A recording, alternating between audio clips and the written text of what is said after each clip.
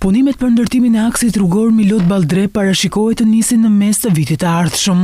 Zëvendës Ministre e Infrastrukturës dhe Energjisë Enkeleda Muçaj ka dhënë detaje mbi ecurinë e përzgjedhjes së kompanisë që do kryej punimet dhe lidhjen e kontratës për këtë segment. Për Milot Balltrenin ne ndodhemi në fazën e vlerësimit të ofertave. U përmend fakti i dështimit sepse ndodh që procedurat edhe mund të ndështojnë. E rëndësishme është që praktikisht procesi po ecën përpara dhe ne shpresojmë që në mes të vitit që vjen të kemi fillimin e punimeve në këto segmente kaq të rëndësishme. Pra në kuptimin e financës dhe përdorimit dhe investimit do jenë kontrata me financim publik-privat. Gara koncesionare për ndërtimin e aksit rrugor Milot Balltre u mbyll në muajin tetor, duke i hapur rrugë shqyrtimit të ofertave të dorëzuara nga kompanitë. Në total janë 3 kompani që kanë shfaqur interes, ndërkohë që nëse dhe kjo fazë përmbyllet me sukses, atëherë do vijohet me nënshkrimin e kontratës me kompaninë fituese dhe nisjen e punimeve për këtë segment të rëndësishëm pjesë e korridorit Adriatiko-Jonian. Gara koncesionare synon pikërisht gjetjen e një kompanie private që do ndërtojë aksin, një proces që sipas dokumenteve të tenderit parashikohet të zgjasë 30 muaj nga nënshkrimi i kontratës.